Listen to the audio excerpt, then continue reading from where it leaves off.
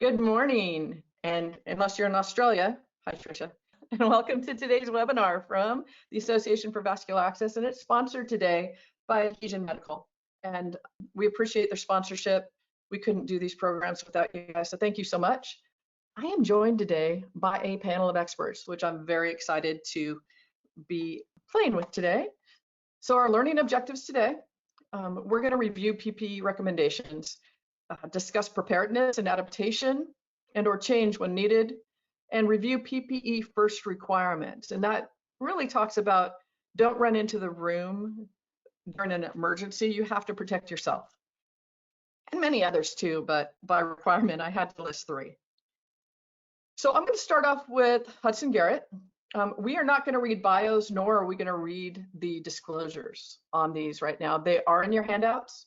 We have 8 panelists, and to go through each of the bios and each of the disclosures would be way too time consuming. So Hudson, please just introduce yourself. Most of us know you, but also talk about what's going on in your work life today. So I am actually on shift on one of our trucks here in Atlanta, Georgia. So I work part-time for an EMS agency that holds critical care contracts with a large health system here in Atlanta. So my partner are actually on shift today, so I'll be jetting off here shortly. But in the pre-hospital setting, we've had some unique opportunities, if you will, for improvement. Specifically, a lot of the patients that we're seeing are coming out of long-term care facilities. That's really the majority of where the new patients are coming from. Many of these patients do not have vascular access established, and frankly, the facilities are incapable of actually performing even basic vascular access, which is very problematic for many of these patients. Unfortunately, by the time they're sent into an acute care environment, many of them are dehydrated, they are febrile, shortness of breath, some of those classic presentation symptoms, and many of them could also get septic. So we're really finding some very big challenges with that.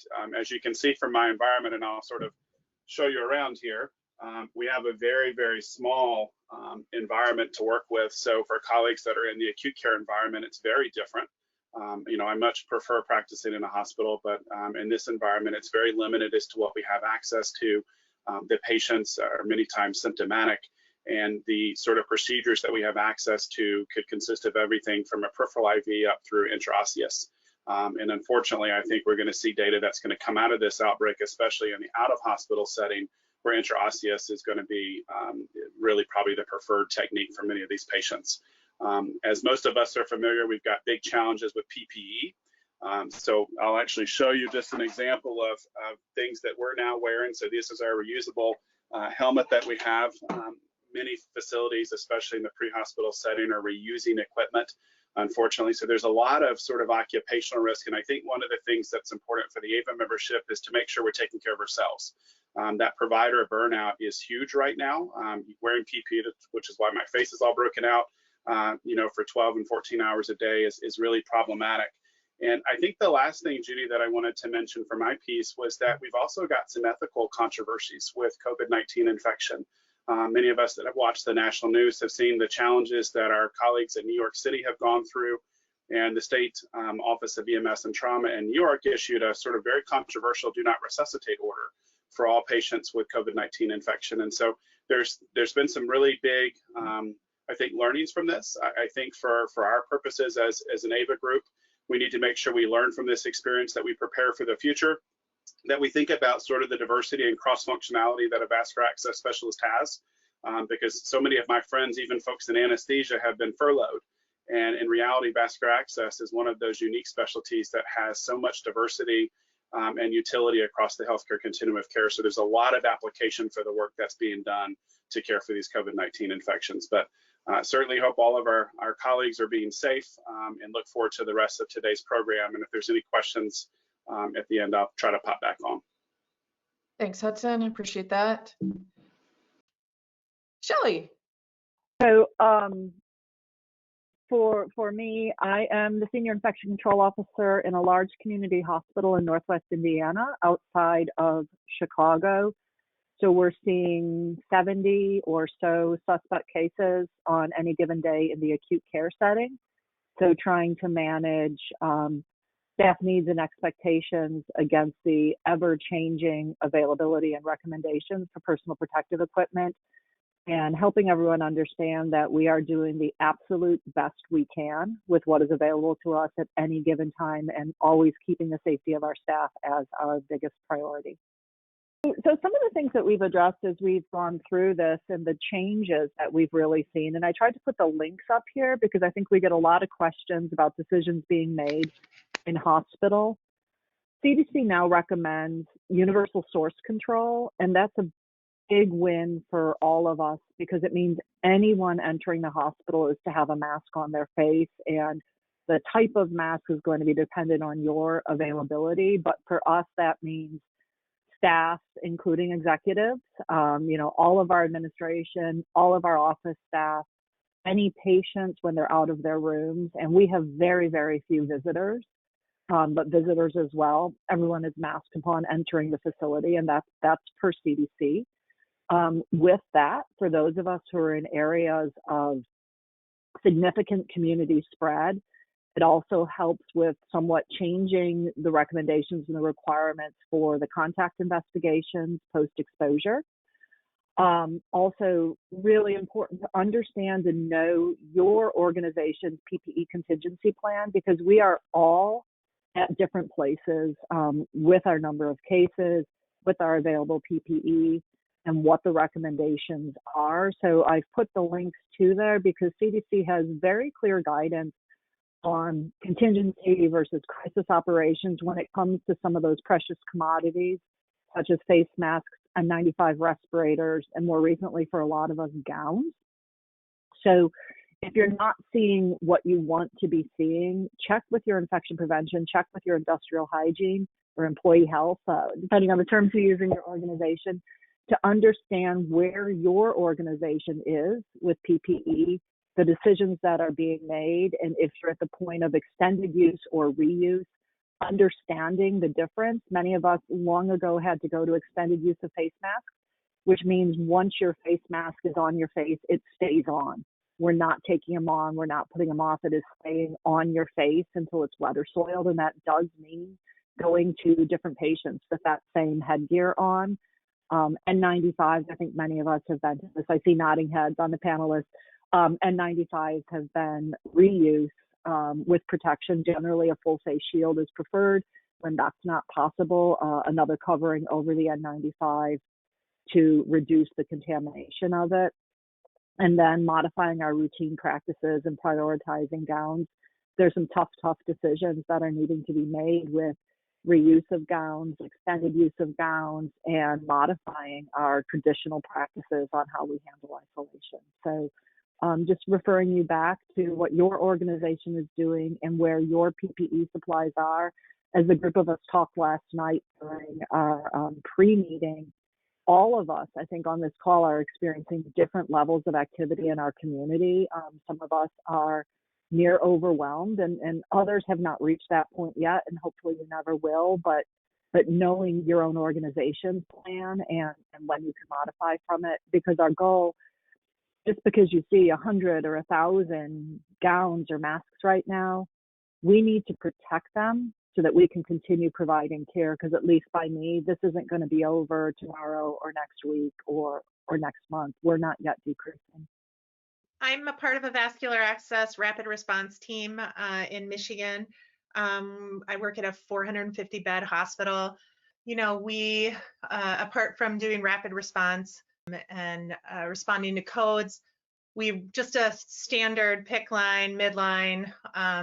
We do a lot of stuff with infection prevention task force. And since COVID's hit, it's sort of put us in a spin of how we can offer our services and what our, the focus has changed. So when we were sitting monthly in meetings for infection prevention that were related around CLABSI, suddenly everything's kind of shifted to COVID and PPE and how you sort of transition into that new environment. Not that those other things aren't important, but the focus is just so specific now.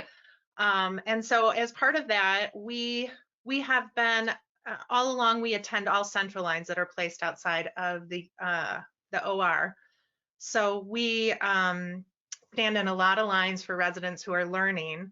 And what was happening is we were spending up to 2 hours for things like an art line in a COVID room where you're sweating, you're pushing your masks up, you know, your PPE is becoming ineffective because you've been in this room now for so long. And so we walked up to the head of our medical intensivist and said, what would you think if we started placing central lines? And he said, you have my backing. And so something that we have been trying to do for probably 3 years happened in a day. I walked into one of our educators. I had her help me write the policy for it. I turned around and I placed 2 central lines that day. So it's been a really wild ride for us.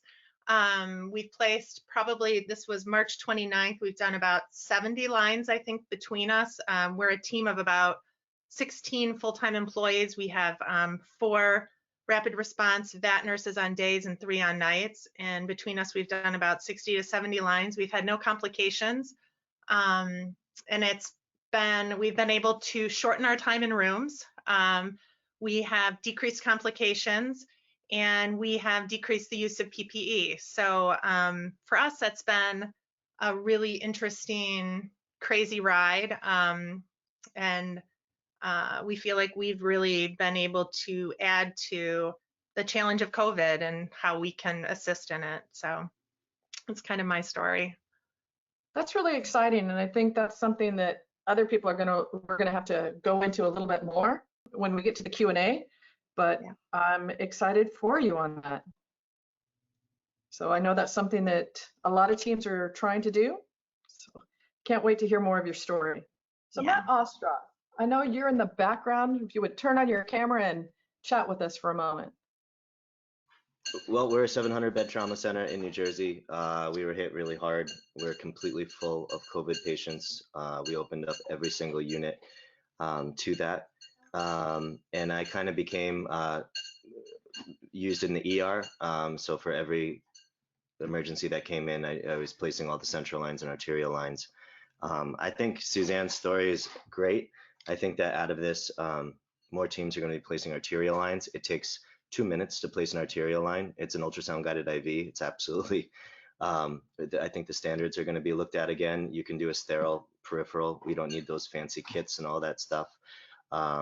It takes 3 minutes to put in an axillary or a jugular line, whereas, like Suzanne said, you know, the physicians take a lot more time. And in a crisis like this, where it's so dangerous to be exposed, you really need the best person that can go in and out. And to compliment Hudson, IO probably is the safest route to go when you want to avoid exposure and you don't have the means to do either the central access. So I did 300 lines this month, CVCs alone. I can't imagine what the other physicians and surgeons put in. This is my first day off in 5 weeks, so that's a good sign. Well, it's good to see you off work. I'm happy to not see you in your scrubs at work today, Matt. Yeah, I looked at my clothes and I didn't know what they were. Kelli.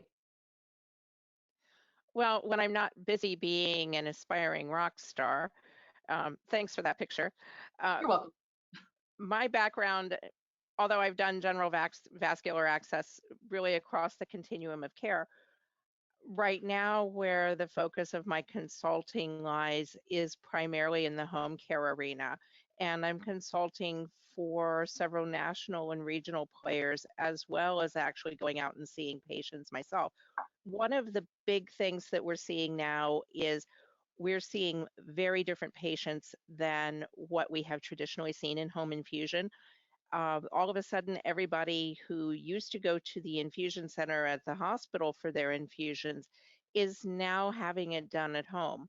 So some of the patients have lines in place, some do not. If they don't have a line in place, since none of the home infusion companies are really set up for placement of anything more advanced than a midline, we have to bring in an outside mobile service to place a PIC, or we have to make arrangements with a local radiology office, most of which are closed except for emergencies. And of course, a line emergency is an emergency, but it's delaying therapy a little bit.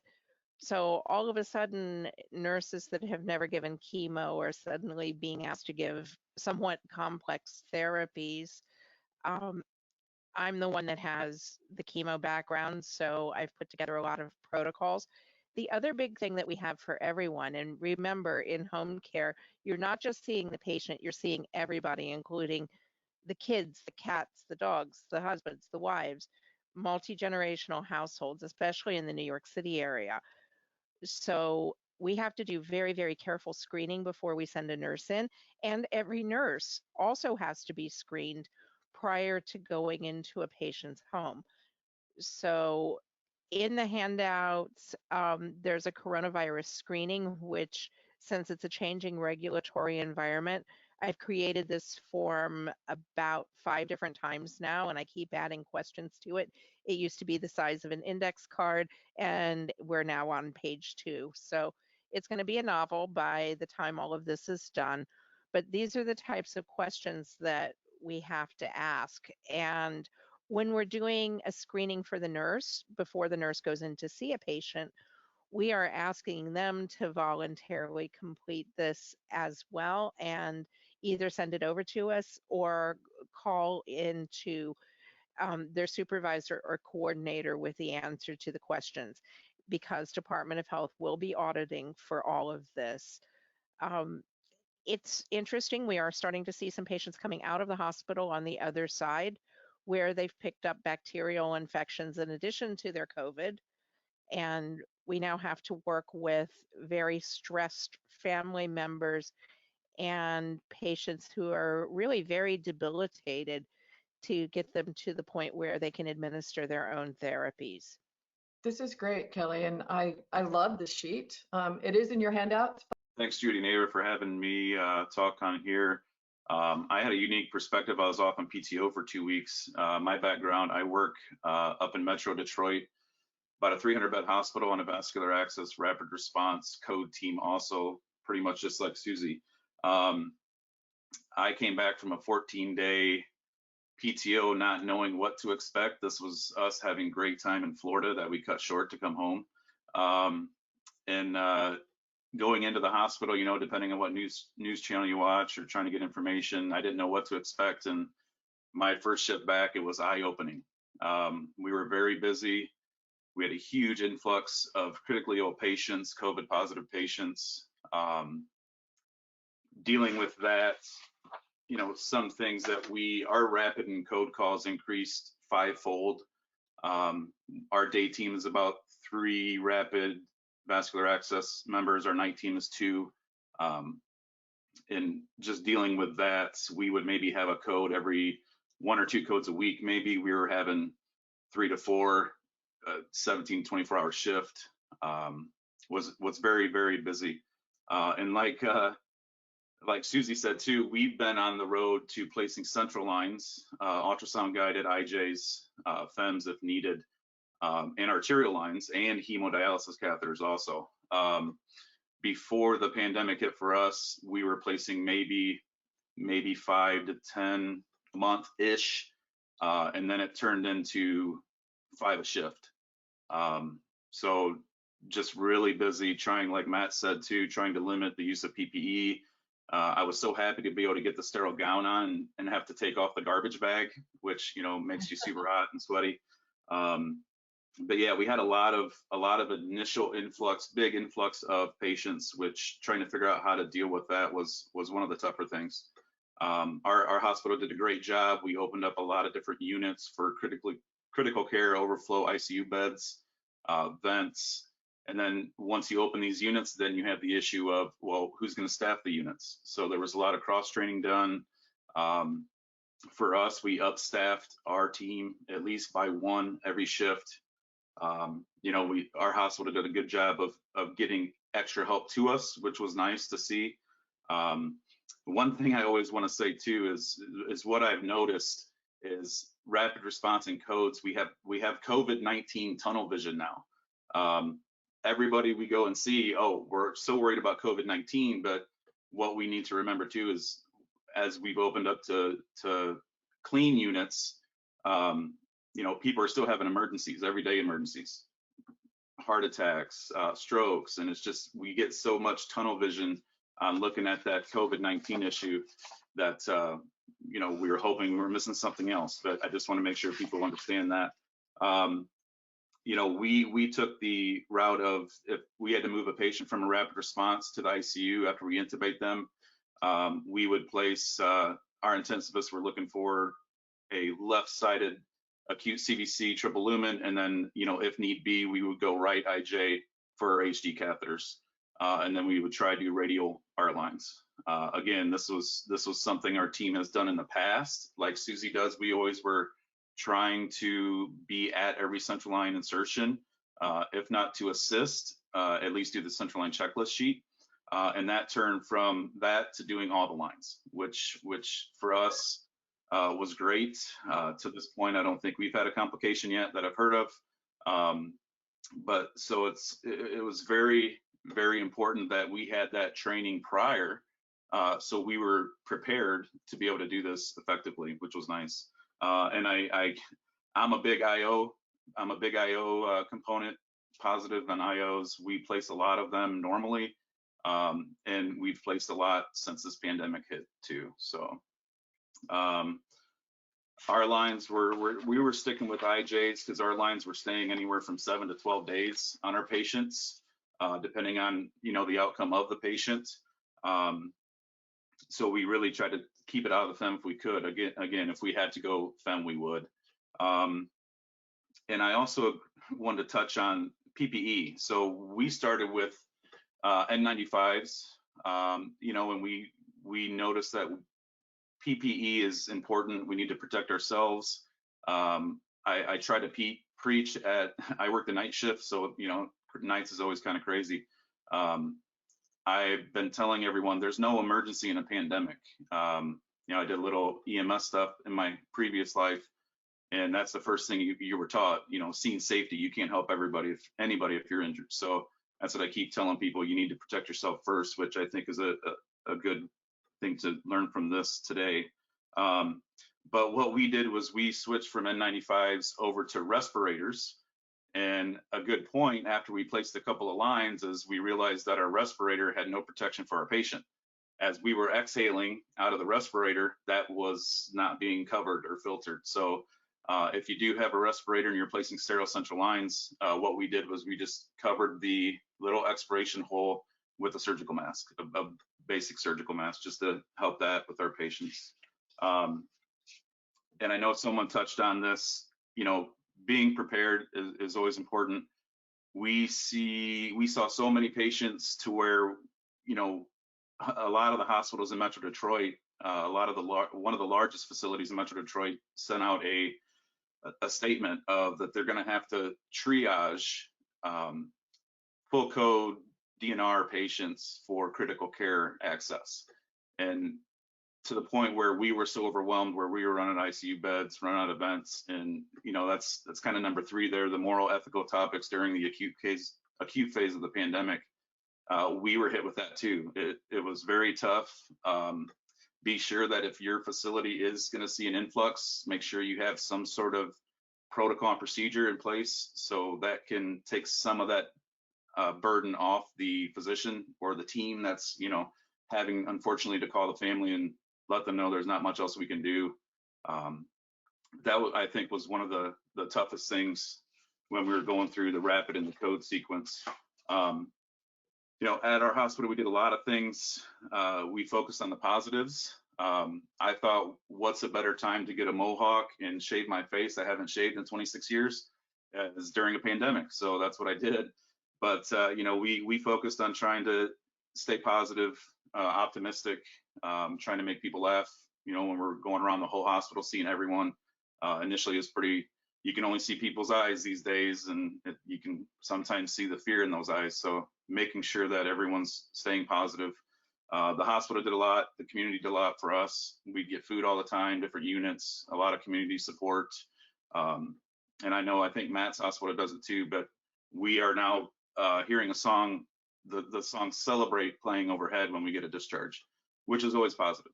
So, you know, the other thing I want to mention is that this will change healthcare, and it will change some of us also.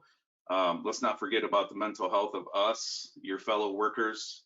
You know, some people see things that we don't want to remember, and it's hard to forget. But yeah, that's just keep everyone in mind, check on your fellow workers. No, Casey, that was great. And I think you brought up some really good points regarding a PTSD possibly, or there's a lot of issues going on with the healthcare worker that you're right now in this pandemic, and you're running as fast as you can, and bad stuff is happening around. And when it finally slows down, there's going to be a lot of opportunity to think. And I think that's going to be hard for a lot of people. So I commend you for what you're doing. So we're going to go on now. Let's hear it from your perspective, if you would, please. Good morning. I'm really humbled to be on this panel with all these people. I have a unique side where I work as a mobile nurse. As Hudson talked about, in the long-term care settings, a lot of these patients' access is difficult for the long-term or rehab nurses. But I also work on the hospital side, both as a mobile nurse and as a per diem nurse. So I see a lot of things from a lot of different aspects. The hardest thing that seeing in the long-term care or rehab setting is the isolation of not just the staff, but of the patients and the families as well, as you're trying to call to get consent to put in a midline or whatever. And the staff at these long-term care rehab facilities are struggling with trying to care for patients with sometimes minimal staff, as well as PPE. There were some places where staff just weren't showing up. Every facility I go into, I never know what I'm going to be faced with. I've had my temperature taken, I don't know how many different ways and how many different places before I go in. You're gonna scan me, you're gonna do this, you're gonna do that, temporal, my neck, whatever. You know, and the screening tool that Kelli had, I see that something similar to that, and I'm like, okay, seriously guys, have I been exposed to COVID? I'm an IV nurse. You're not gonna let me in. So they've kind of had to just like take that question and like accept it as that's just the way it is for IV nurses or anybody coming in. In the beginning of this pandemic, I mostly do education in these facilities, trying to teach nurses how to place lines and take care of them, etc. The last class that I did, the morning that I went in, they started scanning for temperatures, and this was back in March. And so many of these facilities shut down then. No visitors, no whatever. And it's kind of disheartening to see how much COVID actually got into these facilities, even with them closing down visitation for the families and stuff. The PPEs are anything from big gowns that are like Tyvek that you like sweat your, you know what's off in. And to one facility was a plastic poncho like you would be wearing on in Disney to protect you from getting splashed. It's challenging when you're going into different facilities. I have a routine. I spray my bag that's going in and out of each facility every day. I'm dressed in the garage now. Hopefully nobody can see because the windows are high. But it's trying to make sure that I mean, my car, who knows how many times my car has been disinfected with spray and wipes, and my hand sanitizer is always on my shirt so that I'm not digging in my pockets. It's challenging trying to keep the patients safe and the staff dealing with what they're dealing with, because some of these patients in these long-term care facilities are still full codes. And we see where it's going very quickly, and it's very, it's hard for them to actually be able to get the patients out of the facility to an acute care facility. You know, I was there the other, yesterday or the day before, I don't remember because my days all run together. And I put the line in like, okay, we're going to send the patient out to the hospital. Like, okay, well, you still have an IV, you can start hydrating them. And they're on the phone, and the ambulance will be there within an hour to an hour and a half. So that's a struggle for these places. Somebody said yesterday in our meeting there, you know, that we really have to remember that we are all doing the very best we can with what we have. It's not ideal sometimes, but I think that we just have to remember that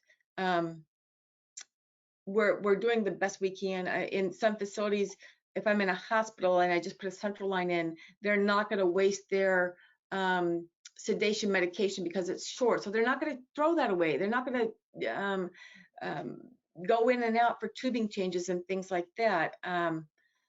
Everybody is just doing the best that we can. And somebody said yesterday, we need to not be judgmental of how things are being done. We just need to recognize that people are stressed and hardworking and doing the best they can, especially in the long-term care facilities. I really feel like long-term care really gets a bad rap sometimes.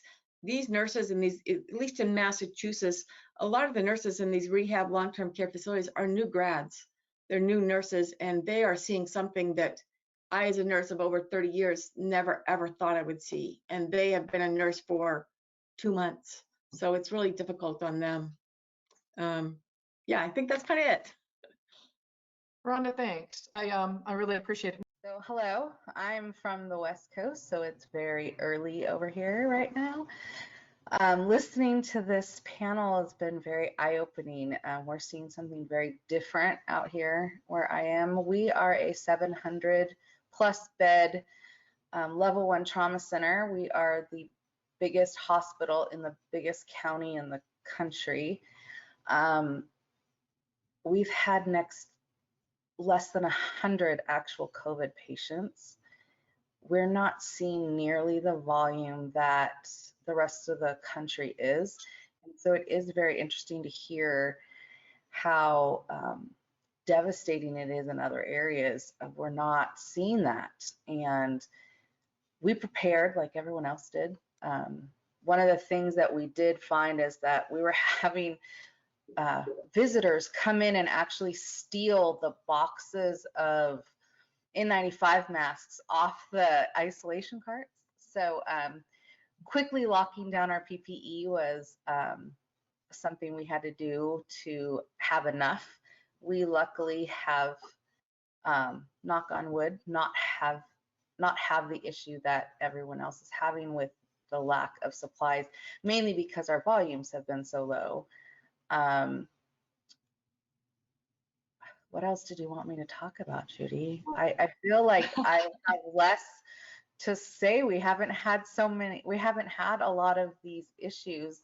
We're hoping that we don't get any of them. Absolutely. And really you manage a 24/7 team.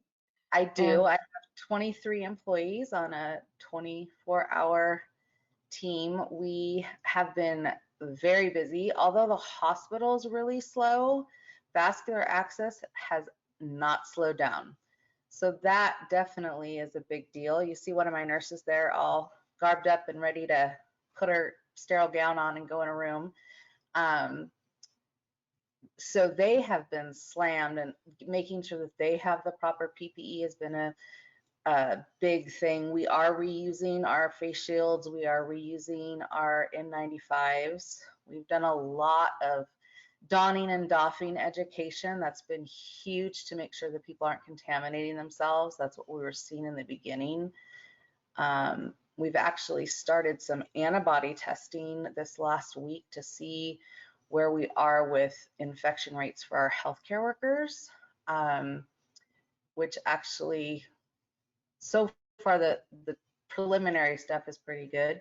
We're not seeing as a lot of people swore they were infected and they actually weren't. So that's actually a very good thing. I guess their PPE was working. So it's good to know it works if you use it right. So yeah, I also have a critical care team that does all the rapid responses, codes, and strokes. And they've been very busy as well. Because like Casey said, it's not just the COVID patients, there's all these sick other patients that we have to take care of as well. So managing how we screen those patients, we can't just put PPE on. for every single patient that comes to the ED. So making sure we have good screening processes so that we don't run out of what we're calling our golden supply has been very difficult. So that screen that Kelli showed was actually really cool. So I want to take a deeper look at that. Very good. See, it works great for the panelists as well as the attendees. So what I'd like now is I'm going to have all the panelists turn their mics on if possible, unless you have a lot of background noise. And we're going to go through some questions. Before we do that, I am going to launch a poll for everybody. And this is, are you familiar with PPE conservation contingency recommendations from CDC that your institution is following? And our results are that 78% of you are familiar with this. So that is great. The 13% that are not sure and the 10%, that might be something that you look into. One of the biggest things that we did, because our nurses were panicking about having enough PPE, we started sending out a daily email saying this is how many days on hand we have of whatever we have and what we're doing to conserve it, to make sure people have it. So that was a stress reliever on a lot of our nursing staff. That's great. I was going to say, I think Hudson talked about that on one of his previous webinars that we've done, where we talk about burn rate of supplies. And it's nice when there's some transparency within organizations to make sure that the staff knows what that's looking like. It's a little, yeah, it's a little different in home infusion in that we generally are unable to get PPE. So those of us that have it from our other lives have it, and those that don't see patients that have a high risk or have been tested as positive.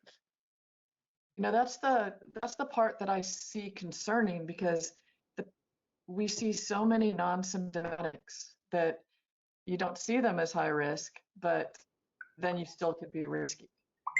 I guess we can't put a giant protection around us all the time. It's just no. Kelli, in home care, have you gone to universal masking though for all of your visits? We have, but many of our patients are severely immunocompromised anyway. So those are generally patients that have masks in their home because they're wearing them when they're setting up their TPN, or they're BMT patients, and everyone who comes in the house gets a mask. Judy? Thank you. yes, sir. Judy, Hi, Matt. it's Matt. One of the biggest things that I hope will come out of this, crisis in the hospitals is we have such a range of protection. Our anesthesiologists, are dressed for like Ebola. Right. Myself, I get N95 and a mask to go on top and a pair of goggles. And I don't really care what the CDC recommends. The problem is there's no universal standard in the hospital of who gets what, who's protected, how. And I compliment, actually, I've been talking with our anesthesia department. They're paying for their own equipment, and that's why they're so well protected. And I don't, I don't have that. So it's very disconcerting to me that you can go on any floor and there's different standards of care regardless of what supplies are available. And the other thing that I don't agree with is recommendations based on what's available. If the recommendation is A and you don't have A, so you use B, then there's a big problem if you're the healthcare worker, and that's just not fair. So I hope this prepares us in the future for protecting the healthcare worker, because we really were like the guinea pigs. And it was one day it was wear this. I remember it was put a gown on and then put a gown on your back too. And I'm like, what? And then it was, no, you just need one gown. You need to double glove. No, you don't need, like, it's all about, it's a mess. And I hope next time everybody from the med surg floor to the ICU gets the same protection. It's only fair. Matt, I think it's been an eye opener for the world. Go ahead, Shelley. Yeah, I was just going to say, I think we've all seen that in varying levels. And I think there was a big disconnect by what a lot of staff wanted because of what they saw on TV a lot, which was really not consistent with the US or the World Health Organization recommendations. And I think that created a lot of confusion. We saw ancillary support, who had access to some very unusual equipment coming up on the floors with levels of protection far beyond not only what our clinicians had, but anything that was recommended. And I agree, it created a tremendous amount of confusion. One thing to add, for those of you who are Joint Commission accredited, there is a statement from Joint Commission about permitting your own PPE to be brought in if the hospital is unable to provide what is needed. But I think it will hinge on what are the requirements versus the desires, but certainly talk to your internal accreditation. But a Joint Commission does have a letter out to support you on that. That's really good information. I was in a conversation just yesterday with the company that produces PAPRs, and they had said, we have a problem because they have many clinicians reaching out saying, I'd like to buy one. And then they get it to the hospital, and this is prior to COVID, I hope, and the hospital's saying, no, you can't use your own equipment. So I think hopefully that's changing.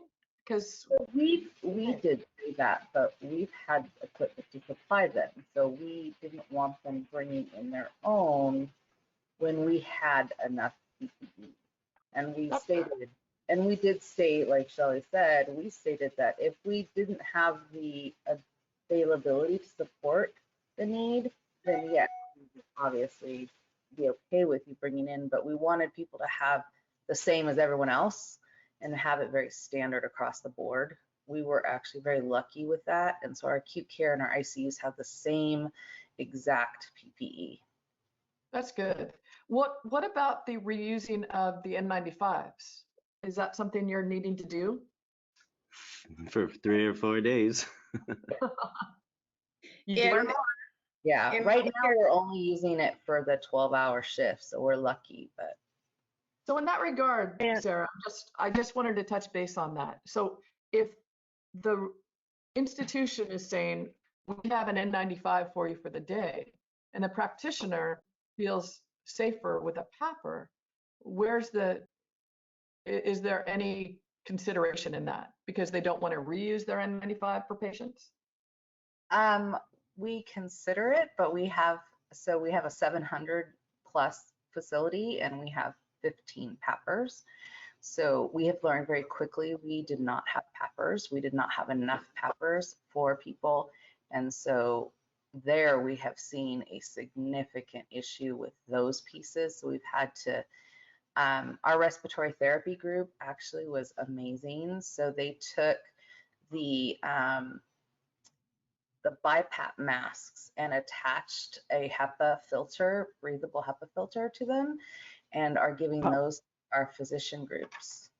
In long-term care, they have, I remember one day I was in one of the facilities and I heard this administrator almost in tears, it actually was in tears, saying to his facility, and this was several weeks ago, yes, we have positive patients, and no, I don't have any protective equipment. I promise you, I'm trying my best to get it.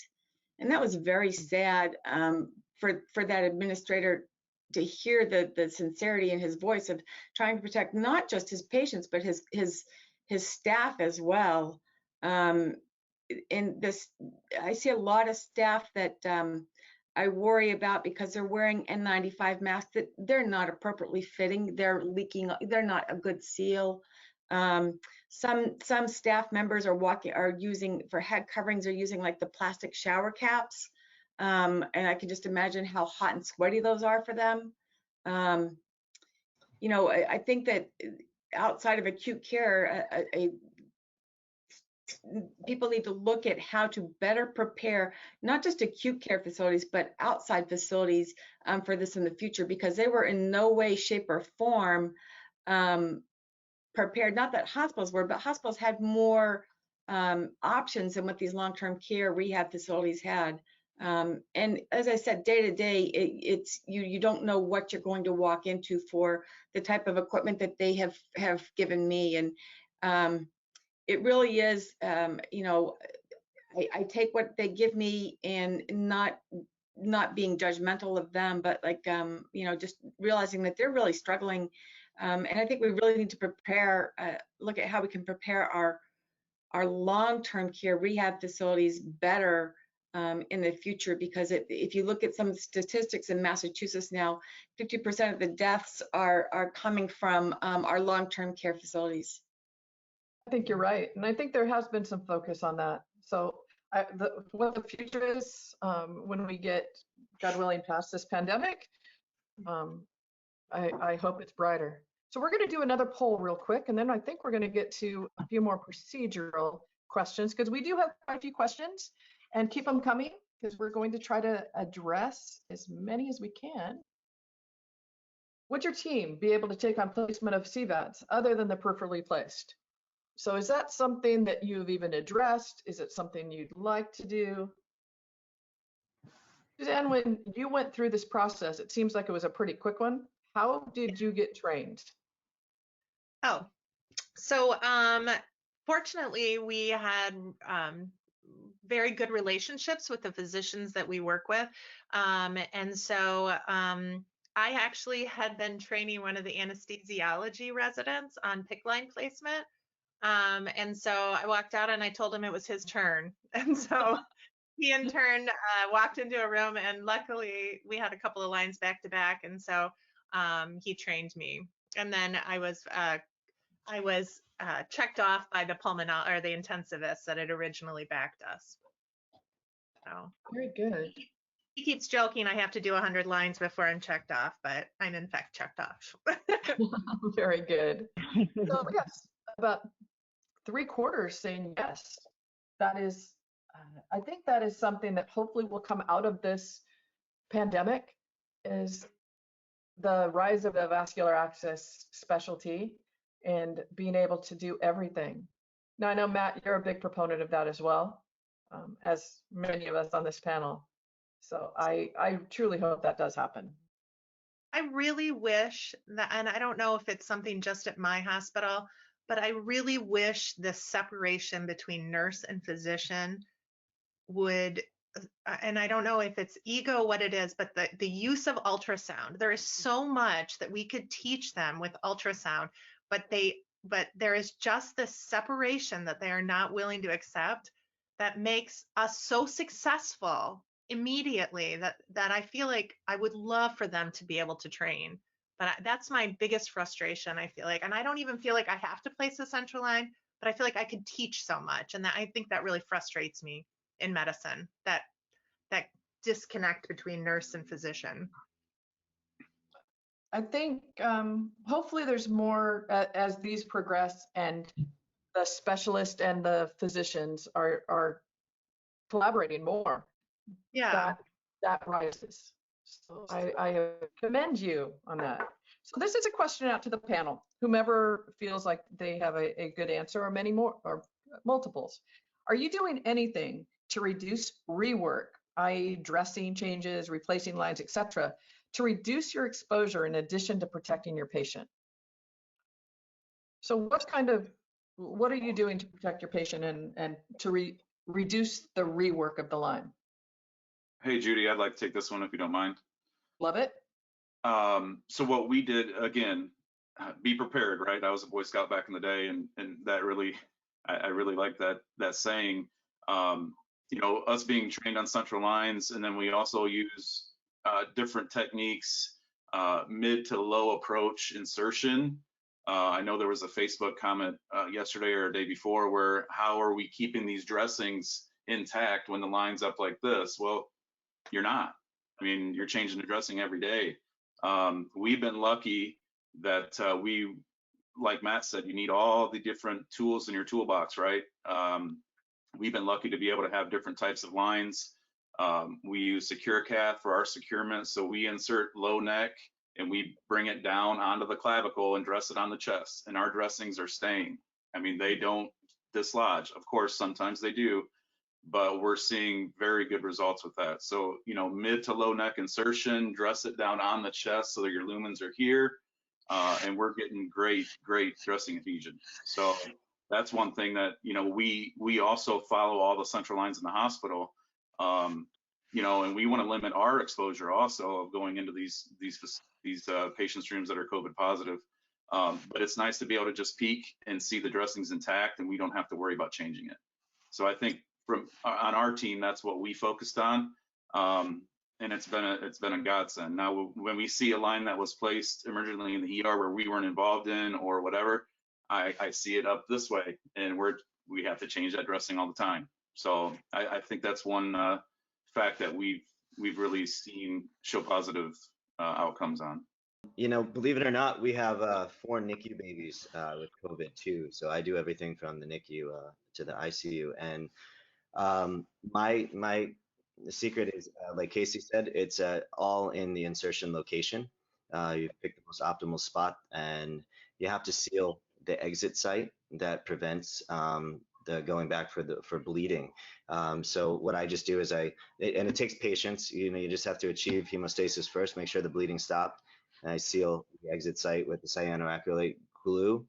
And we haven't, in about 2 years, had to go back for a dressing change. It's been really game changing for us. So the glue, the securement, like Casey said, there's no question that when you're running tubing from outside of a room, like over 10 feet, that if you don't secure that catheter, it's going to get pulled out.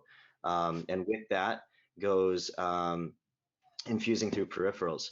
You really can't monitor a peripheral from outside of the room, which is why our central line rate went up so high, because I said, look, we can't have an infiltrate happen when you can't even see, and you can't go in either. So securement is the key. Gluing over the insertion site is definitely has prevented us from going back. And a lot of these patients are diaphoretic, of course, because, you know, they're crashing. So what I do is I finger paint with my glue around the edge of the dressing, and that holds it down too. So I do a lot of off-label stuff. I say, look, manufacturers can say whatever they want, but we're the clinician, and if the tool works for us, it works for us. Let us treat the patient. Let you guys do your manufacturing, legal stuff. But, you know, at the bedside, we're supposed to be the expert, and it's silly stuff not to be able to work outside of the box, which is why, you know, I do it a lot. Not anything dangerous, but seriously, taking a product and putting it on the outside or the inside really, honestly, doesn't make a difference. One last point is long introducers. A lot of these patients are morbidly obese. They're usually males, at least I was finding. I'm not sure about Casey and Suzanne. A lot of males, obese guys, so they're deep. So what I've done is I've accessed with like a mini stick kit. So, you know, use a 21 gauge, like a micro introducer kit. And then I put a long 6 French 10 centimeter introducer in.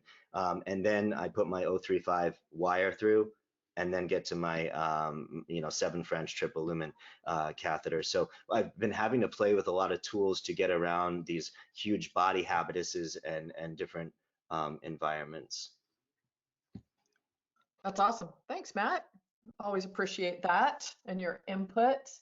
So this is to the panel, and this is a little bit different question, but what does the population of COVID-19 patients look like in your practice? Are they elderly, immunocompromised, young? And now, Matt, you just said that they're obese and male. What about the rest of you guys? What are you seeing out there?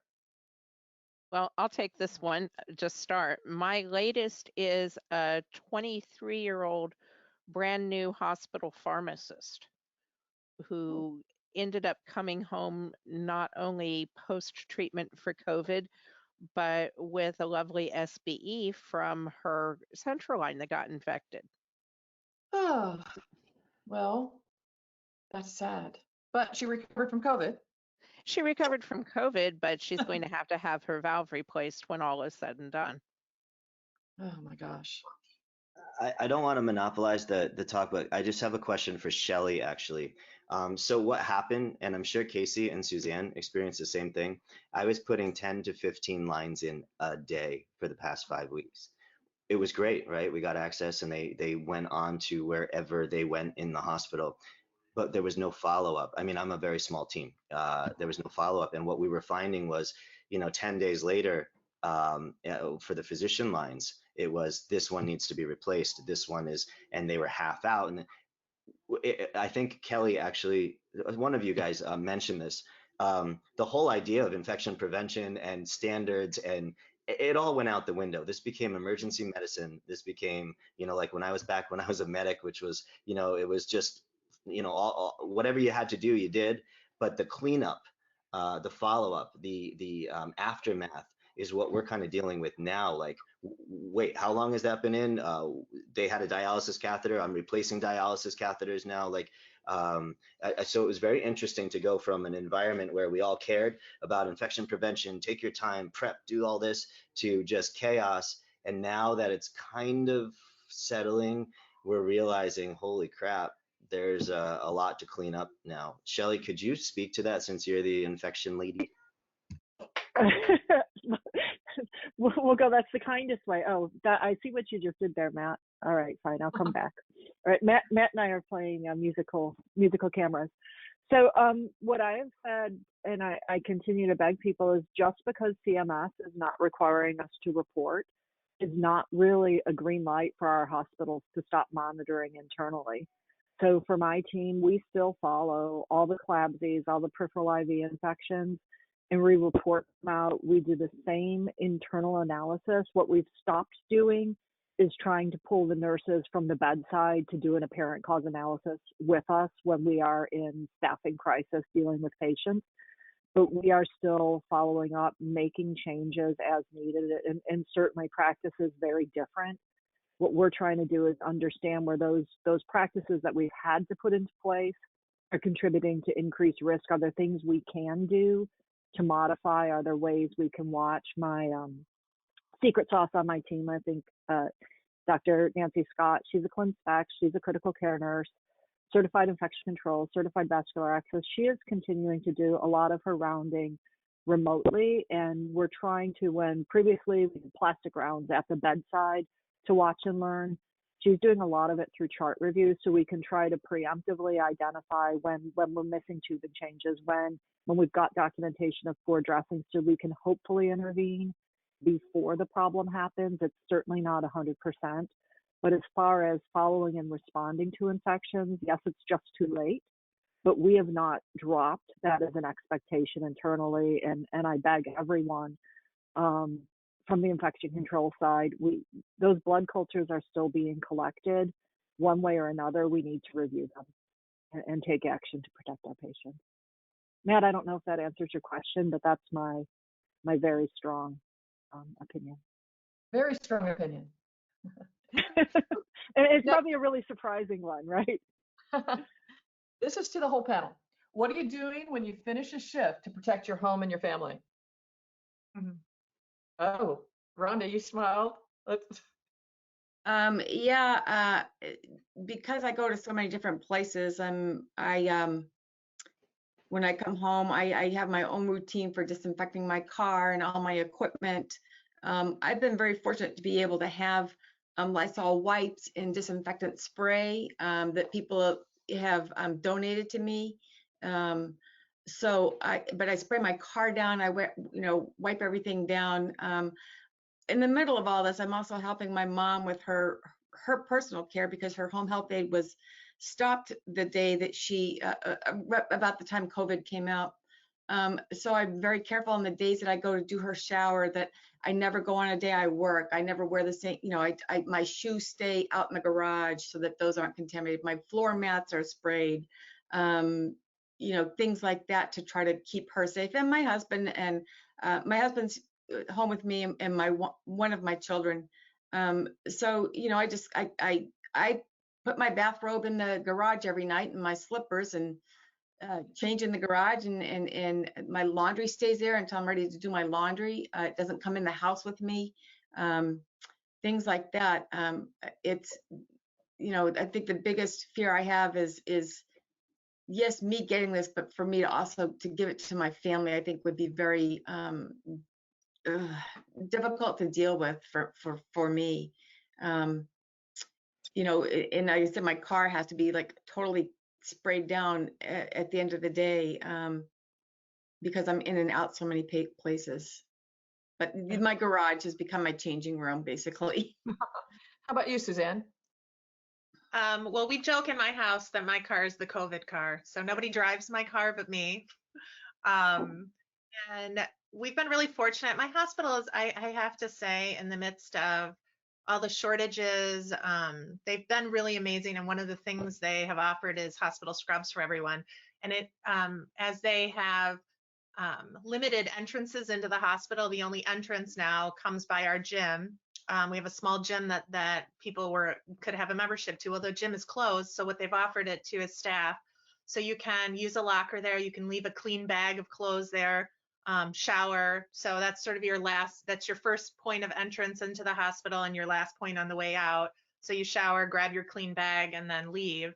And then I do the whole back seat is the dirty seat, front seat is the clean seat, shoes in the garage. And then I feel like I've never showered so much in my life. So tired of drying my hair. But I'm not sure what that says about you on the before. But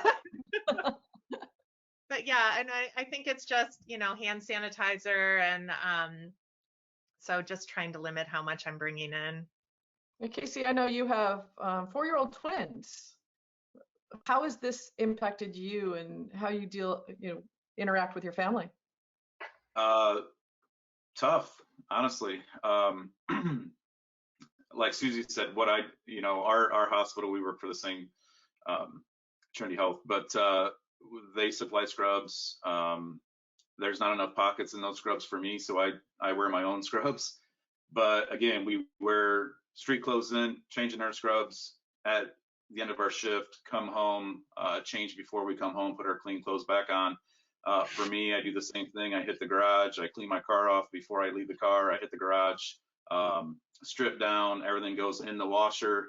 And of course, right as soon as I walk in the door, those kids want to give me hugs and see me. And, my wife keeps them in the other room. I go directly to the shower, get all cleaned up. I come out and it's still limited, right? It's terribly tough. I've been wearing a mask around home. This is actually the first time I haven't worn a mask at home for, extended period of time, but I'm wearing a mask every time I'm around them. Pretty much as soon as I get home, the mask goes on. Again, is it helping? I need to be as safe as I possibly can. We're to the point where everybody's washing their hands all the time.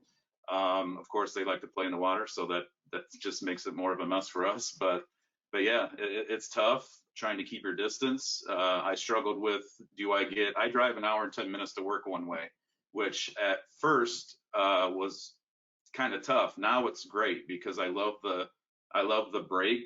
I get my mind ready for work and then I de-stress on my way home on that drive. But just having the time when I get home, I was debating, should I stay somewhere else? Should I get a hotel during this pandemic? And, we do the best we can, and keeping them safe is my number one priority. So it's a mask at home, it's washing hands all the time, and trying to keep as much distance as I can, honestly. Thanks. So what it seems that our facility also did, they did the scrubs too, but they also have offered free hotel rooms for anybody who did not want to go home, and that they could stay as long as they needed. That's awesome. Nice. That's absolutely amazing. They did that in Massachusetts in some areas too. Some of the bigger hospital groups have hotel arrangements for hotels for people.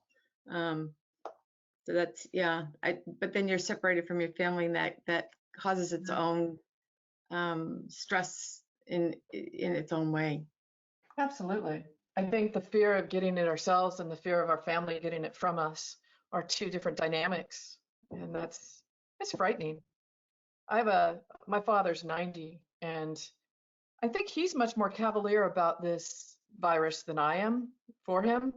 It's like, Dad, you need to not go out. And he goes, well, I need to go to the store today badly. I said, okay, why? I'll run get it for you. He goes, I just need a good IPA. Oh my God. You're not leaving the house with IPA. But nonetheless. Shelly, question for you. This comes from across the world. Sauv Blanc or Chardonnay? We can... Thanks, Rachel. This is Jasmine Key. Thank you. Fair enough. Suzanne, you're one of the first I've heard from that during the crisis has changed their scope. And I know a few have started to put in A lines, but you changed your scope pretty dramatically during a very trying time. We were doing art lines before, about a year. But yeah, I mean, it was pretty immediate. It was a big scramble. I had to figure out, actually, I talked with Casey's team, like, okay, what did you guys do? What didactic do I need to send out to my team to get people up and running? And it was about, it was a Friday. I sent the email out on, over the weekend, we were all doing the education, and Monday we started. So it was a pretty intense couple of days, but yeah, I haven't heard of any other. I can't wait to see your manuscript on those amazing outcomes when this is over. Absolutely. I know. I need to be tracking all that very well in my free time during COVID. Absolutely. Okay. Call me. Yeah, okay, I will. I have a mentor.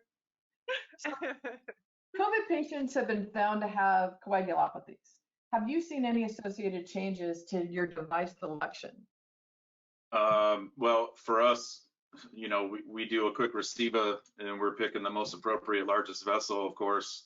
Even though, we were trying to stick to HD catheters, right IJ, triple lumens, left IJ, but sometimes you just can't do that. I mean, I looked at a left IJ and a triple lumen patient the other week, and it was minimal. I had to go right, and then we, switched HD, went and groin.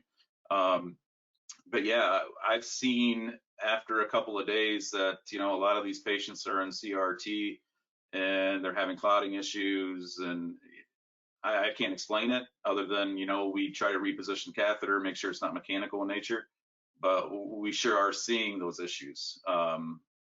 Seeing thrombus throughout the patient's stay. Yeah, but other than that, changing any of our practice, obviously we're already sticking to, the smallest line and the most appropriate vessel. So we do the best we can, but we are seeing issues with clotting and thrombosis. Thank you, Matt. Even though we don't see it in home care, I have heard from several nurses who are friends of mine that work in acute care in New York City, specifically with these patients now, because that's what we're seeing, that they are doing low dose TPA infusions for a lot of patients. Many of the clots that they're finding on post are similar to those that you see in either DIC or HIT, and they seem to be heavily fibrin based. And one of the theories is that the cytokine storm that accompanies COVID has something to do with triggering the complement system of plasma proteins, which in turn causes the clots. So everyone's clotting off. How about you, Matt? You've seen a few of these patients, a few hundred. My dogs were barking. What was the question?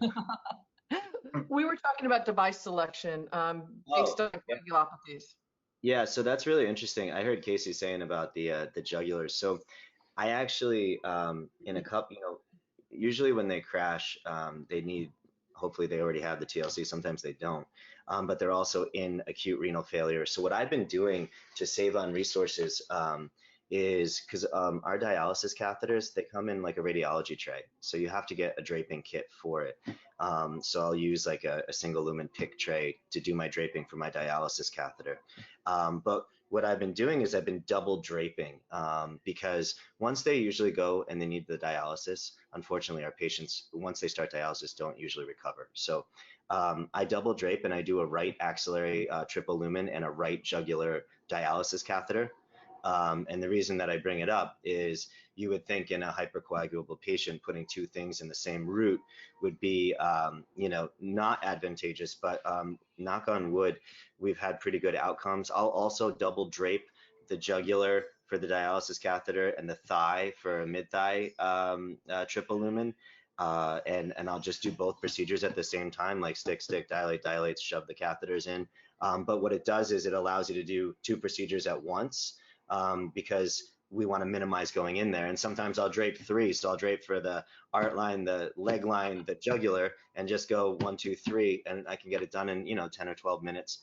as the rest of the panel and the rest of the experts out there can do, only because of ultrasound. I think this pandemic really highlighted what you can do with ultrasound, and that it's really about the practitioner who uses it. That's the only limitation that you have, is how good are you with the ultrasound? Can you guide it into a NICU baby? Okay, then you should be doing it, not the title. Okay, so we're going to go a little bit more into this hypercoagulable. Is anybody locking their lines? Either, I know Kelli, you just mentioned that one of your friends has a hospital that is running low dose TPA.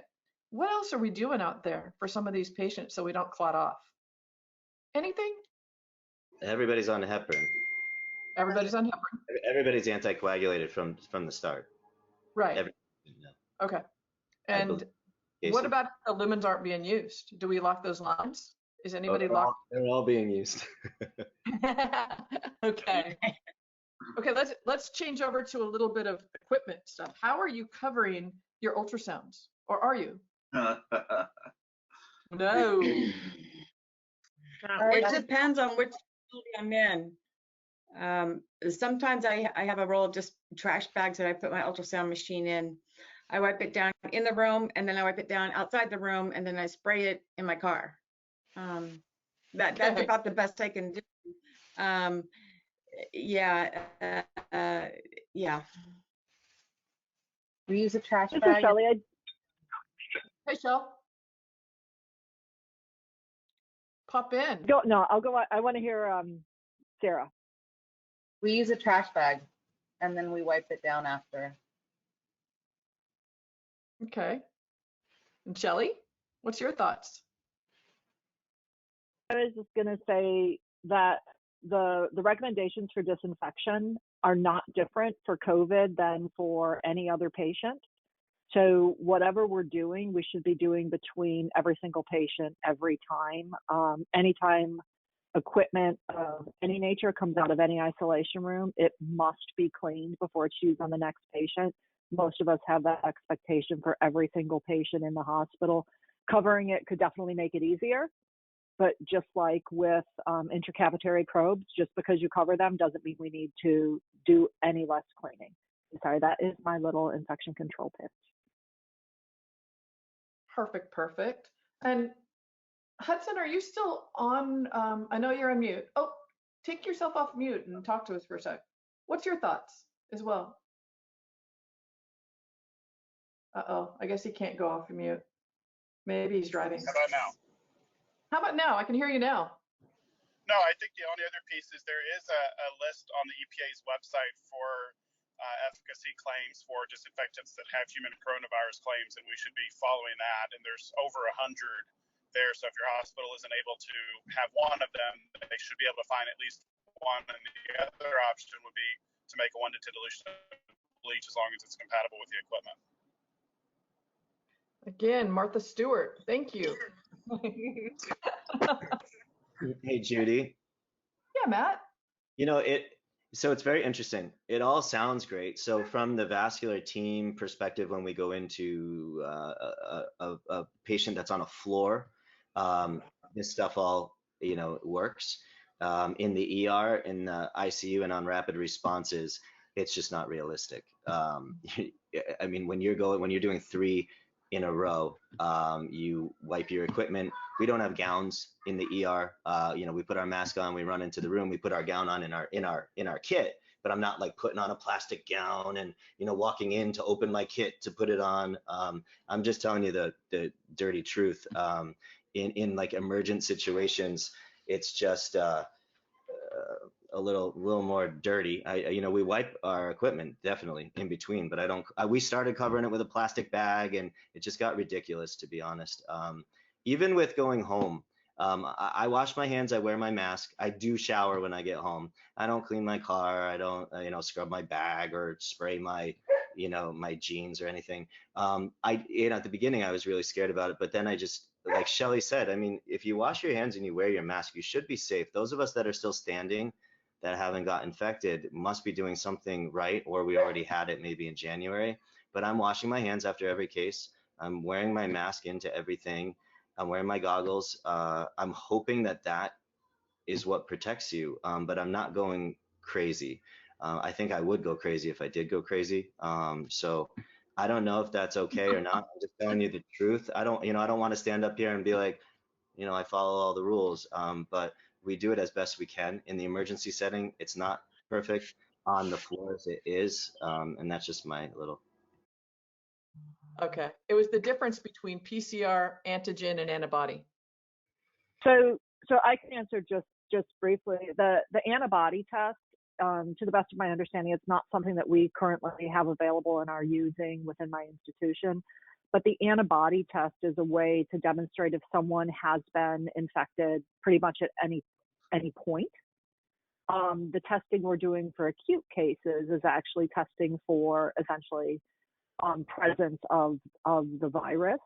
One of the concerns we have with the antibody test and how it's being rolled out is not knowing what level of immunity it would demonstrate. So making choices based on a positive antibody test, we just don't know enough about what that would mean as it's being launched. So that's my quick response. I'm sure Hudson can go into much greater detail, but that's not how we screen for active cases. It would be used to determine if someone's been exposed in the past. Hudson, I see your mic on.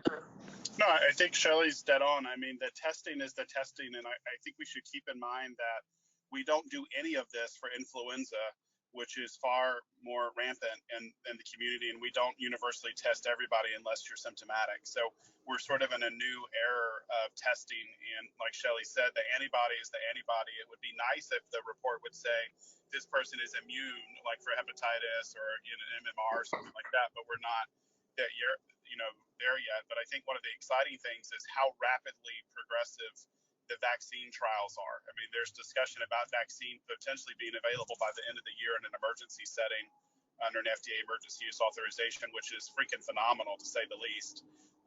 But I also want to address the emergency piece too. Any of these patients, I think we want to recognize that when we're dealing with novel pathogens, that it's not, the patient may have an emergent need, but our proper donning of PPE is not an emergency, and we need to take the time to do that and plan accordingly. So maybe we have, a staff member that's going in doing what we need to temporarily, but we don't want to rush that process. I'm less worried about the equipment. I think Matt's point was good about the equipment itself. It doesn't need to have anything really special, but for us, I do want to make sure that all of us are thinking about that and we're not rushing into a room, because there's no pandemic that's an emergency that requires us to endanger ourselves, because our multiplying force as a healthcare provider is far greater than a single patient. So, our safety has to come first as well. Thanks, Hudson. The question is IJ/FEM. Would you change it out for a pick? I know my answer. That's never been our practice. I want to, but we've been refusing. Awesome. Case? Yeah. What I've been seeing is we would place this when the patient's in that critical phase of decline, and then let's say they spent 7-8 days in the ICU and they get extubated and sent out to the floor.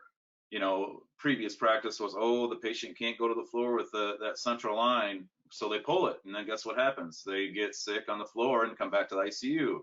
I placed the central line in the same lady like 7 days apart because they pulled it and sent her to the floor, and then she had to get re-intubated and back in the ICU again. So if the line's asymptomatic, then we're going to keep it, and that's what we're pushing for. Again, very good. That's not all the time, but as long as it's asymptomatic and the patient still needs access, then we're going to leave the most appropriate line in. I think the other thing we really have to address there is how well it was put into the FEM as well. Is it high in the neck? Are the lumens going into the person's mouth, nose, ear? Or is it in their crotch, so to speak? So not exactly in their crotch, Shelley, but in the inguinal crease. If we put it down lower in the mid-thigh, or at least a little bit out of the damp, dark, and dirty, then it has a much better chance to not go bad. I will say that one of the things that we're running into, because the central lines are staying in longer, is that patients have white counts. they're still running fevers, they still look sick, and central line is always the last man standing. So they look at these patients, they have a white count, they're still running fevers, and they say, I want blood cultures on this patient.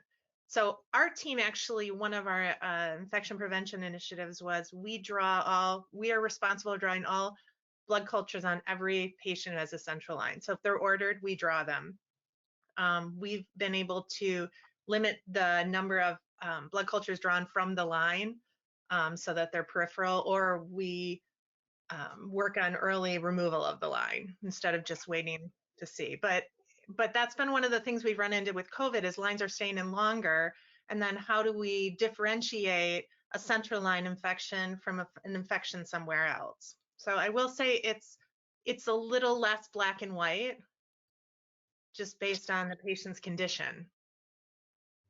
Suzanne, about your team going to draw all the blood cultures, a great thing to go with that is we placed a lot of arterial lines, a ton of arterial lines, solely to free up the respiratory therapists from drawing ABGs, because they had to do so many, ABGs daily on all the patients. So we were putting in the A lines to free up the respiratory. So there were so many ways that we could all play in the sandbox together and help each other. Thanks, Shelly. Haha.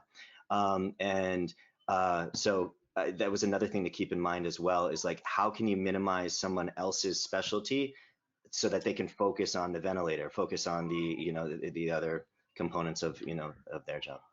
Right. Thank you. I've seen some CVCs being removed and replaced with PICCs because of the proning. When they prone patients, they've had difficulties maintaining those CVCs. So I have seen some hospitals have us remove the CVCs to put a PICC line in because of the danger with the proning of the patient and the ability to get to the lines. That is something I have seen, and that kind of makes sense because you don't want to be.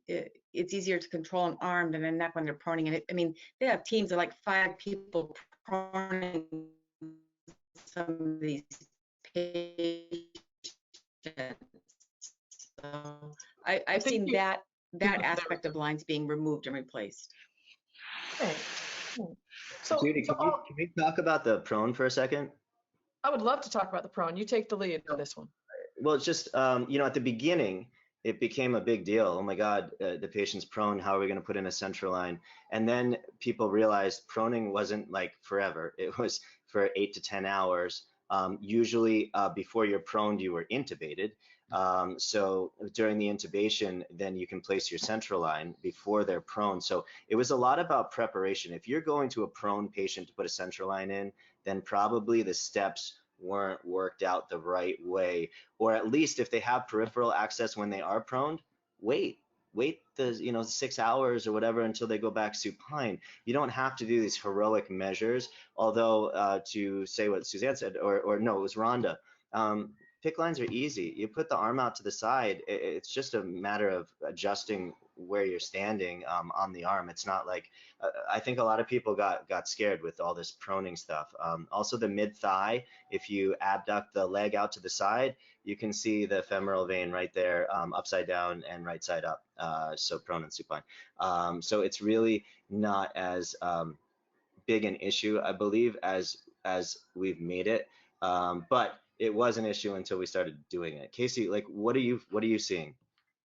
Funny you should ask. I'm not seeing a lot of prone patients. Maybe a couple here and there, but like you said, we've already had the central line in them after their proning.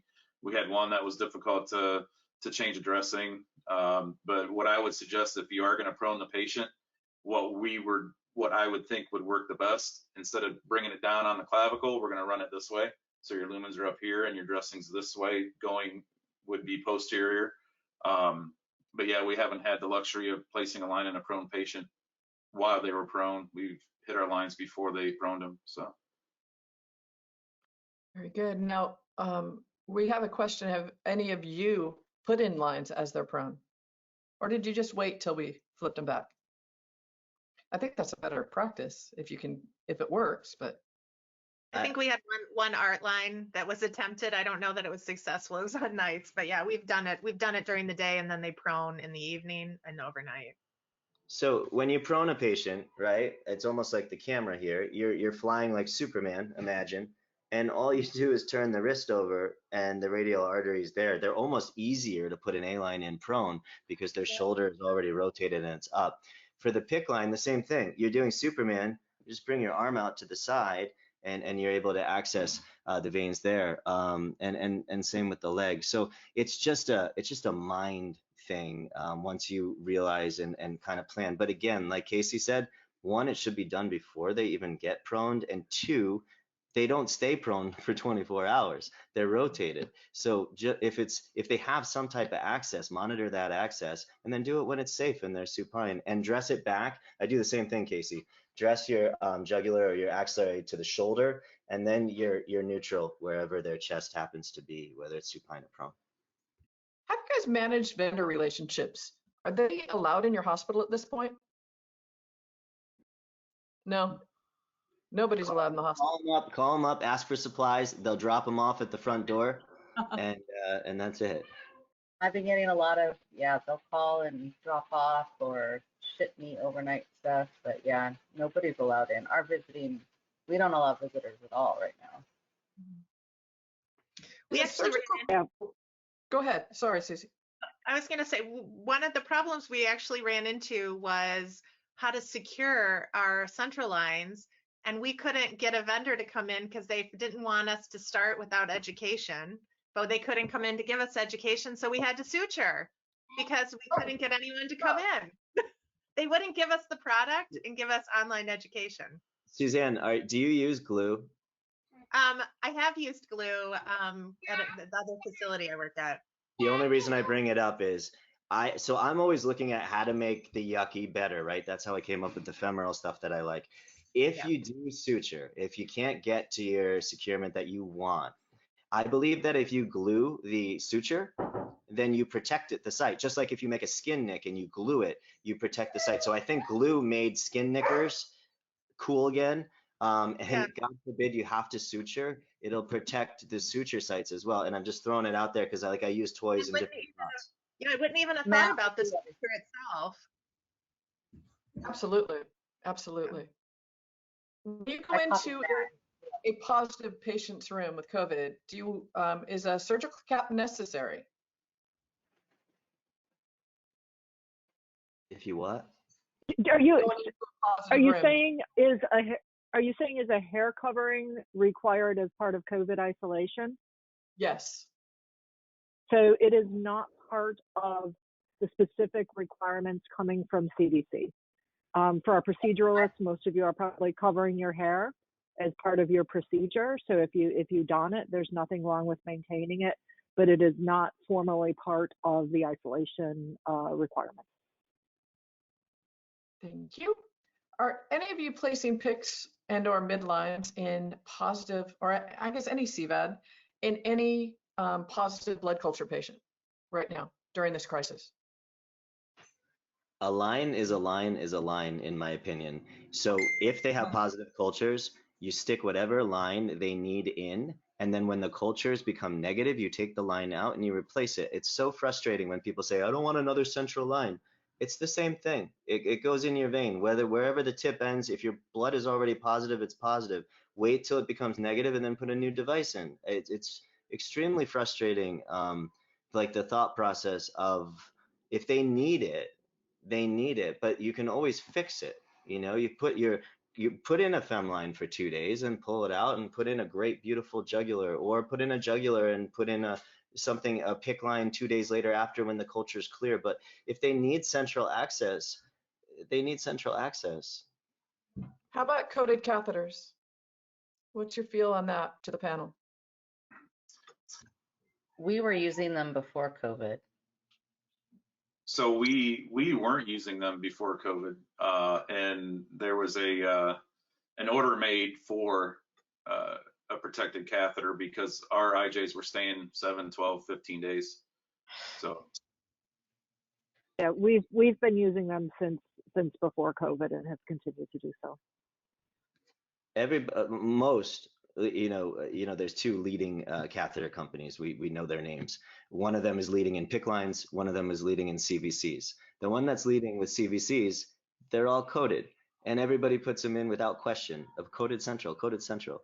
And then we put in a central line that goes in the arm, and we have a debate about whether we need coatings or not. It's again another mind-boggling thing for me. If you're going to coat one, how do you not coat the other? If you're not going to coat one, then why do you coat the first? So yeah, we put in coated catheters. Preach. Preach. Let's see, what do we have here? We're getting down to it. So we probably have about 5, maybe 10 minutes left at the most. When you're flipping your prone patient supine, how do you ensure the integrity of the dressing and securement? Glue.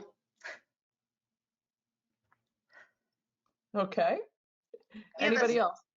We have a securement dressing we really love. We've had a lot of success with. I'm not going to use brands, but it's a great dressing, and we have enough bodies there that whoever's at the head of the bed is watching the line and the vent and everything. And it's all about initial placement. Yeah, Suzanne, you're right. I mean, it's like, how do you secure the ET tube when you flip them? It's the same way you secure the dressing. Like, I don't think it's a product that protects the dressing during proning. It's the staff that is flipping the patient with the spatula that, protects. I'm just making a joke. That protects. It looks like it. So we've got Lori asking, re-sterilizing N95s. I would be okay with getting my own mask back, but not someone else's. Does anyone have a comment on that? I would just say be aware that there's different protocols that have been approved for this process. And if you are doing it, make certain that your respirators are approved for the process that is being proposed. If they've gone through the processing, the microorganism should have been rendered, no longer viable. But my concern is hearing folks who are attempting to do it themselves by spraying chemicals on their respirators. Please, please, please do not apply disinfectants to your masks or your respirators. They're not intended to work once they're wet, but also the risk of a respiratory complication for our healthcare workers could be significant. Hudson, I'm assuming you would agree with me on that? Yes, I would. Thank you, sir. Was there hesitation on your team taking on the larger scope of practice, especially with the complications that can occur when placing central lines? If so, how were you able to overcome this with the team members? We feel like we have been in training for years, just standing in lines, directing residents, teaching them ultrasound.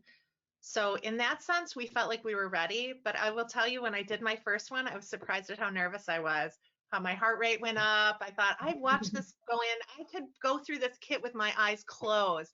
I could tell you anatomically where they need to be. I would tell you how the vein is going to react. I think because there was so much pressure on our team to have no complications. We knew these patients are on high PEEP. We knew the minute we had a complication, we were done. So there was a lot of pressure based on that. I will tell you, we didn't do it across the board for our whole team. We really looked at the individuals that made us up. I think there's about, if I look percentage-wise, there's about 75% of us that placed, and it was just based on years of experience, number of lines placed. And we felt like they would be more successful and it would be better for patients. And then as we continued, we would train others. So that's kind of how we got around it, is we just chose kind of the most prepared and competent nurses to start. Very good. I remember back when I expanded our scope, and I was all for it. Another one was queasy and 2 others declined. So that was a difficult situation. And then one of them that actually did start got scared midway through because one of our colleagues in a physician had a bad outcome.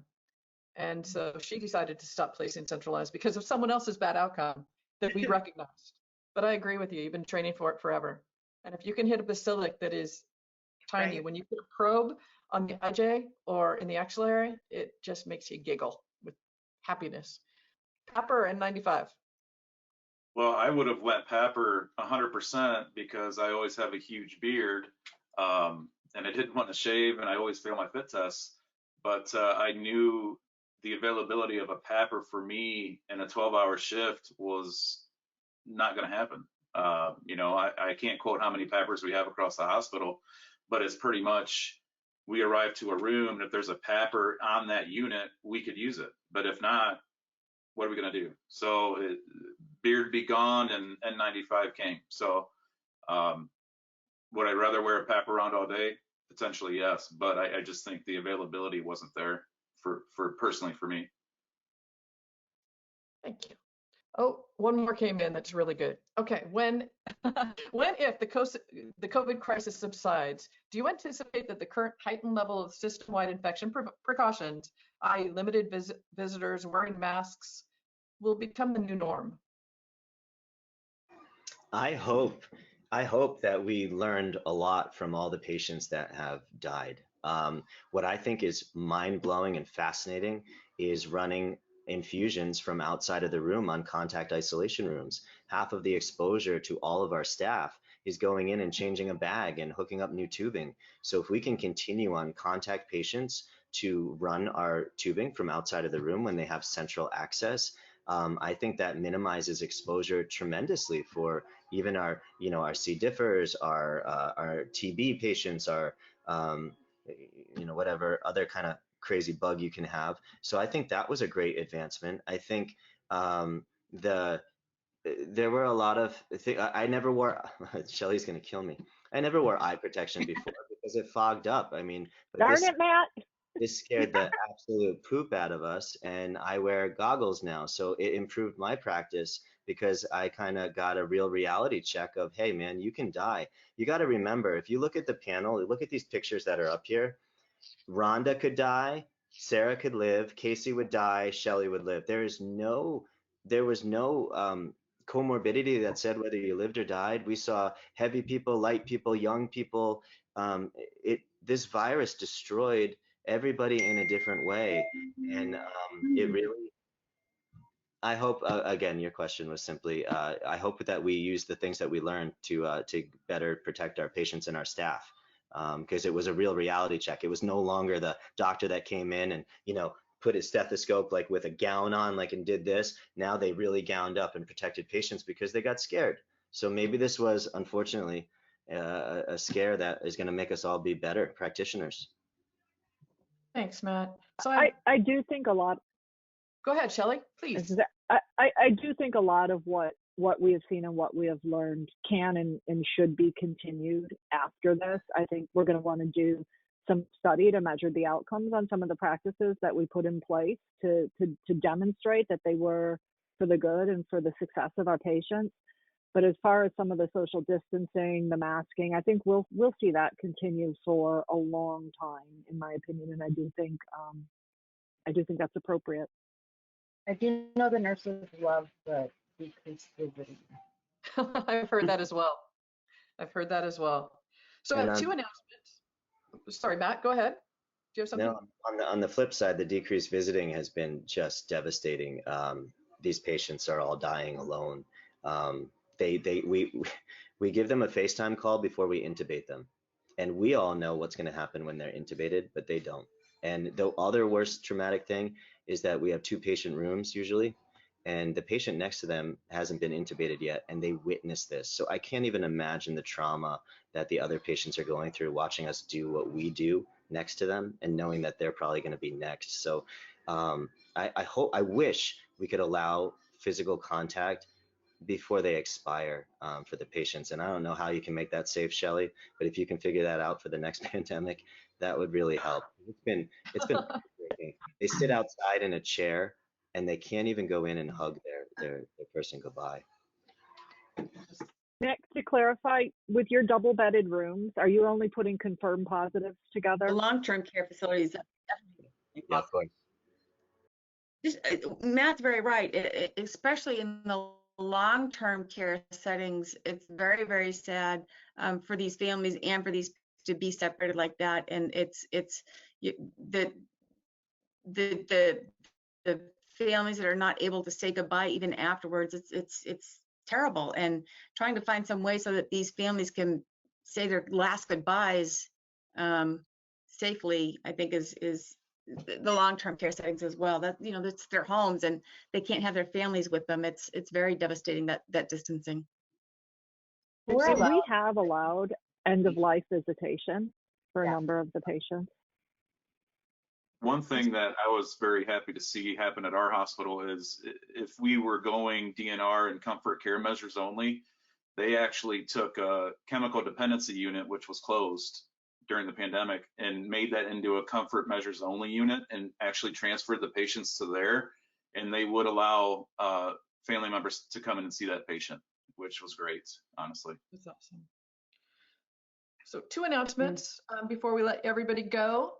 So there has been a lot of talk about PTSD or emotional strain on the healthcare provider. And we do have someone that is offering some counseling service if anybody is interested at no charge. If you are interested, if you email avaed@avainfo.org, we can get you in touch with that person. We'll give you the contact information. So I think that was a very nice offer. Then I do want to just thank our partner, Adhesion Biomedical, the makers of Secure Port IV, and it is the first and only IV catheter to use tissue adhesive to secure catheters and seal the insertion site. Adhesion is an AVA Platinum sponsor, and I'd like to thank them for sponsoring this coffee talk today. If you're not already using Secure Port IV, please go to secureportiv.com to learn more about how you can help protect your patients and yourself. And with that, I thank each of you for coming on, the panelists, each of you that got up early and had your morning coffee with us. You will be getting an email in the next hour that gets you access to the CE. Please tell us your comments, and I can't wait to see you at the next webinar. Bye, everybody. Stay safe.